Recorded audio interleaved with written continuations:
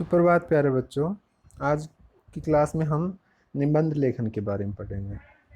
निबंध लेखन आप पिछली कक्षाओं में भी करते आए हो, पर एक अच्छा निबंध लेखन कैसे लिखा जा सकता है उसी के बारे में आज हम जानेंगे। तो निबंध गद्य लेखन की एक विधा है ना, मतलब एक रचना है या एक रीति है या गद्य में लिखने का एक ढंग है। तो सामान्यतः हम हिंदी को देखेंगे तो दो जगह डिवाइड करते हैं, एक गद्य हो गया, एक हो गया पद्य, है ना। तो गद्य में हम ले सकते हैं नाटक हो गए, निबंध हो गए, एकांकी वगैरह हो गए, और पद में कविताएं आती है, कविता आदि आती है ना। तो निबंध एक गद्य लेखन की विधा है जिसमें लेखक अपने विचारों को सुव्यवस्थित और क्रमबद्ध तरीके से पाठकों के सामने रखता है। निबंध दो शब्दों से मिलकर बना नी प्लस बंध। तो निबंध शब्द का निर्माण नी प्लस बंध के जुड़ने योग से हुआ है, जिसमें नी उपसर्ग है और बंध एक शब्द है जिसका मीनिंग होता है बंधन। तो एक तरीके से निबंध का जो अर्थ हो गया वो क्या होगा, कोई भी विषय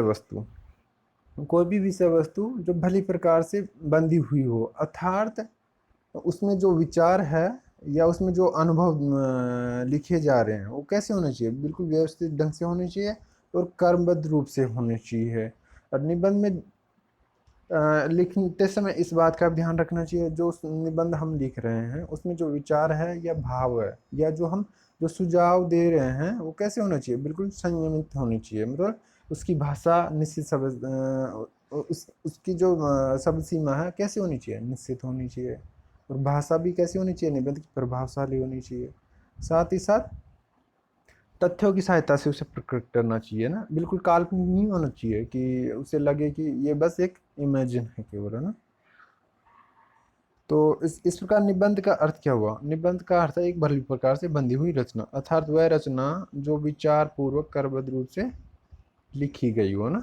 तो जो निबंध हम जिस विषय के बारे में लिख रहे हैं वो कैसा हो, एक विचार पूर्वक हो या जिसपे विचार किया जा सके या हमने उसे विचार करके लिखा है ना।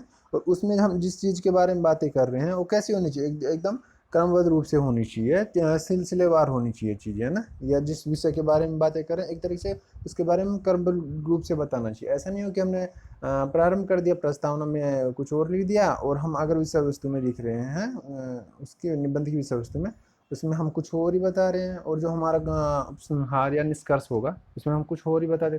ऐसा नहीं होना चाहिए। तीनों चीज़ों का क्या होना चाहिए, एक तरीके से सीक्वेंस बनना चाहिए, उनमें एक तो जुड़ाव होना चाहिए कड़ी के रूप में और उनमें क्रमबद्धता आनी चाहिए। तो निबंध के प्रकार है ना, निबंध के प्रकार बच्चों, निबंध को मुख्य रूप से आपकी पाठ्य पुस्तक के आधार पर चार भागों में बांटा गया है। जो इस प्रकार है, हम देखते हैं निबंध को। वैसे अगर हम देखें तो निबंध के अनंत विषय हो सकते हैं, मतलब निबंध किसी भी विषय पर लिखा जा सकता है। ऐसा नहीं है कि सिर्फ इन्हीं विषय पर निबंध लिखा जा सकता, आप कुछ भी उठा के ले लीजिए उस पर आप निबंध लिख सकते हो, है ना। क्योंकि इसकी अनंत सीमा है, हर क्षेत्र में हर विषय पर लिखा जा सकता है। पर यहाँ हमारे पाठ्य पुस्तक मुख्यतः चार भागों में हम इसे बांट कर रखते हैं और उसमें उन्हीं के अनुसार उसको लिखने का थोड़ा तरीका बदल जाता है। तो निबंध के प्रकार, निबंध कई प्रकार के हो सकते हैं, लेकिन अकादमी की दृष्टि से या आपकी पाठ्य पुस्तक की दृष्टि से निबंध को निम्न भागों में बांटा गया ना। इसमें 5 दे रखे हैं, पर सामान्यतः आपको चार ही प्रकार से निबंध देखने को मिलेगा। वर्णनात्मक निबंध, इस प्रकार के निबंधों में किसी स्थान, त्योहार, प्राकृतिक दृश्य, पर्यटन स्थल, यात्रा, मेला, घटना आदि का वर्णन किया जाता है। तो जो वर्णनात्मक प्रकार के जो निबंध लिखे जाते हैं उसमें क्या होता है कि आप एक तरीके से आंखों देखा हाल बयां करते हो, जो आपने देखा है उसको आप एक तरीके से जिस समय देख रहे हो, एक तो आपने जो देखा है उसका वर्णन कर रहे हो कि आपने जैसे अभी किसी स्थान के बारे में आप बता रहे हो कि वो ऐसा था, हम ऐसे गए, एक तरीके से हमने वहाँ ये देखा, उसे उसके बारे में ये हुआ लिख रखा था, वो इतना बड़ा ऊंचा था, या मतलब एक तरीके से उसकी जैसे ये तो भवन की बात होगी, या हम किसी किसी अभ्यारण्य वगैरह में जा रहे हैं, गार्डन जा रहे हैं, तो वहाँ बताएंगे हमने वो देखा, हमने वो देखा। या ऐसा जंगल थे, ये सब चीज़ें थी ना। और अगर हम त्यौहार की बात करते हैं तो हम देखेंगे त्यौहार से के बारे में अगर हम बातें करेंगे, त्यौहार से हम क्या, त्यौहार क्यों मनाया जाता है, उससे हमें मतलब एक तरीके से हम क्या संदेश देना चाहते हैं, उससे हमारे समाज में कैसा माहौल बनता है, या हमारे जो सिटीज है या हमारे गांव है, जब त्यौहार होते हैं तो वहाँ का माहौल कैसा होता है, उसके बारे में बातें करें। एक तरीके से हम वर्णन करेंगे जो उस विषय के बारे में, है ना। अब ये हो गया वर्णनात्मक निबंध। अब विवरणात्मक निबंध है ना।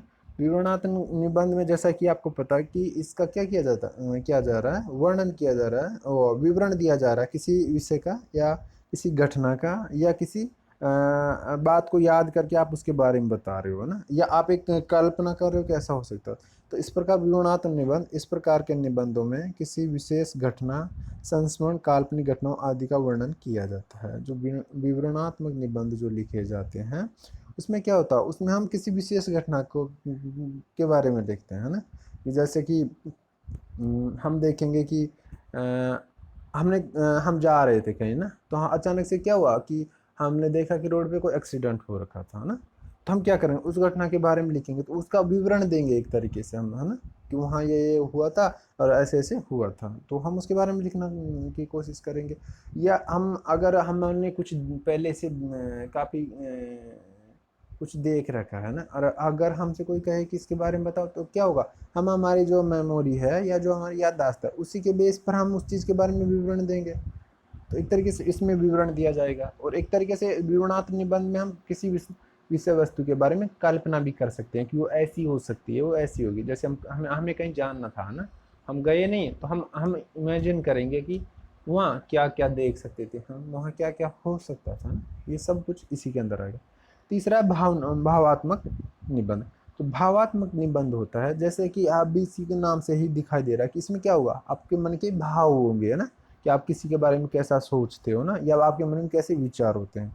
भावात्मक निबंध में देखिए, ऐसे निबंध में मन में उपजने वाले भावों का भावपूर्ण वर्णन किया जाता है, जैसे द्वेष, आलोचना, मित्रता, क्रोध, प्रेम आदि में।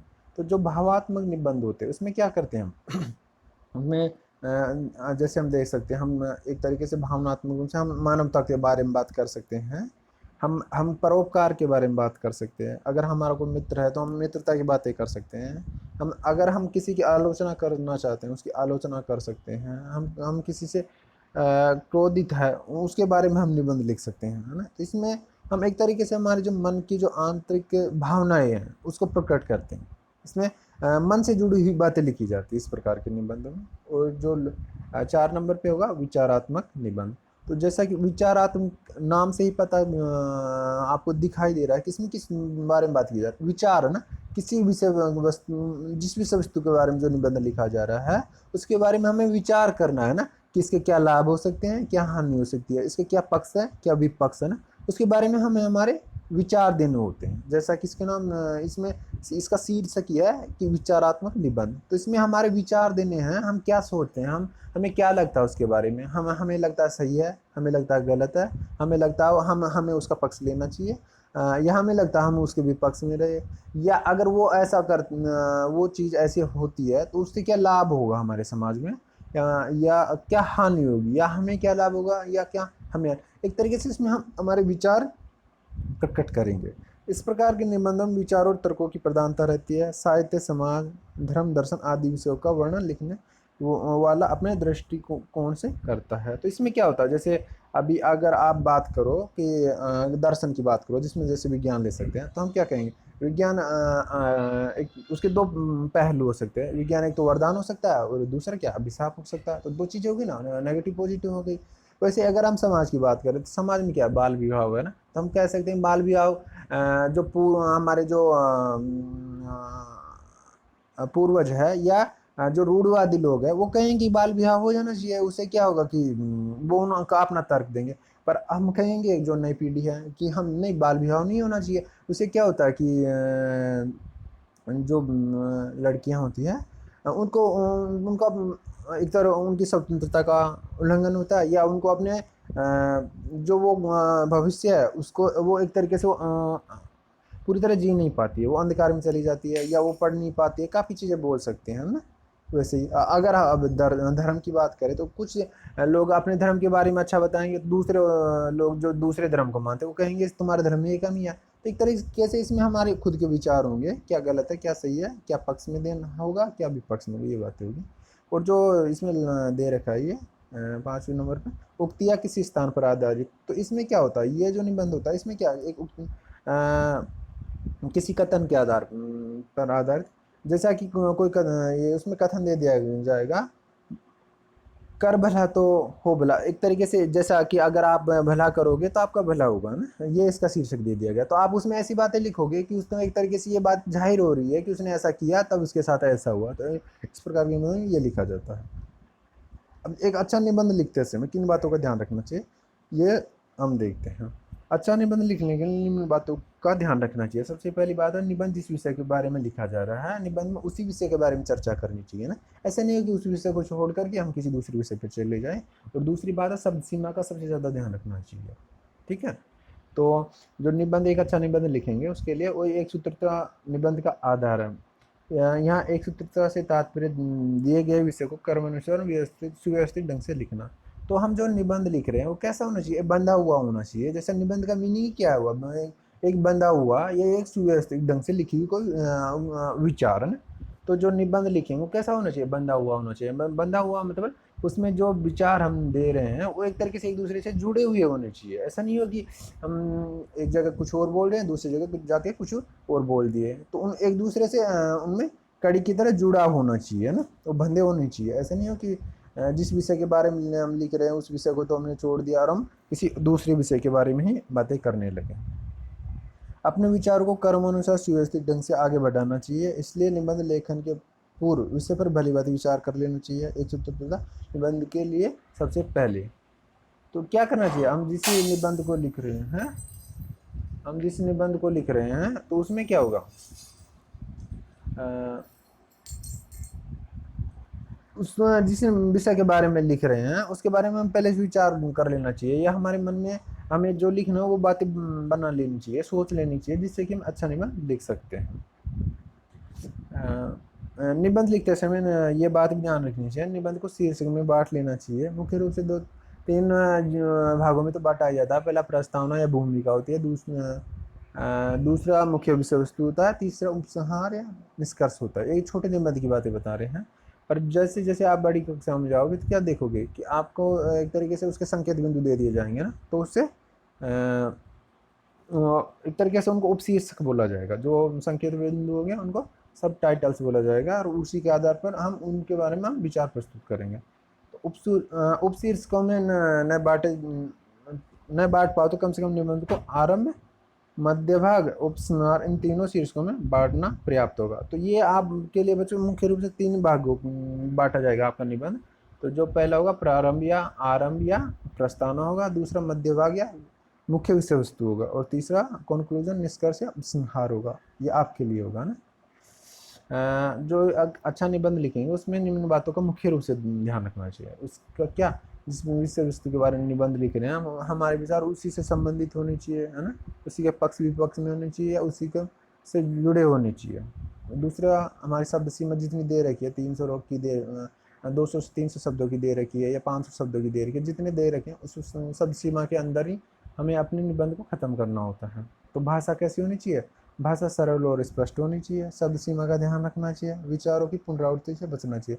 तो हम जो निबंध लिख रहे हैं उसमें विचार क्या है, जिस विचार को हमने एक बार लिख दिया उसे दोबारा नहीं लिखना चाहिए ना, क्योंकि अगर ऐसा लिखोगे तो जो आपका एग्जामिनर होगा उसे ऐसा नहीं लगेगा, उसे लगेगा कि ये बस मुझे पागल बना रहा है, ये बात इसने पहले भी लिख दी, अभी बार बार यही बातें लिख रहा है, मतलब इसे कुछ आता नहीं है इस बच्चे को। इसलिए हमें क्या करना चाहिए, एक बात को सिर्फ एक बार ही लिखना चाहिए, उसे बार बार नहीं दोहराना चाहिए। लिखने के बाद उसे पढ़िए, उसमें कुछ आवश्यक सुधार कीजिए, भाषा संबंधी त्रुटियाँ दूर कीजिए। अगर जैसे कुछ अशुद्धियाँ हो कुछ शब्दों में तो उनको क्या करना चाहिए, ठीक करना चाहिए ना। अगर किसी जगह कोमा लगाना हो तो वो लगाना चाहिए। तो सब चीज़ों का ध्यान है, या अर्ध विराम लगाना चाहिए, विराम लगाना चाहिए, सबका ध्यान रखना चाहिए। वर्तनी शुद्धि होनी चाहिए, मतलब बिल्कुल अशुद्धियाँ नहीं होनी चाहिए निबंध में। विराम चिन्हों का उचित प्रयोग होना चाहिए, कोई उपयुक्त कथन याद हो तो तटस्थ जोड़ देना चाहिए। तो अंत में जो उपसंहार या निष्कर्ष लिखा जाता है उसमें क्या करना चाहिए हमें, एक कुछ भी कथन या सुक्तियाँ वगैरह लिख देनी चाहिए, या ऐसी लाइनें लिख देनी चाहिए जिससे कि जिस विषय में हम निबंध लिखा है उसका निष्कर्ष उससे भी जाहिर हो ना, एक तरीके से उससे लिखने से भी अच्छा इंप्रेशन जाएगा और एक अच्छा निबंध आपका लगेगा। ठीक है बच्चों।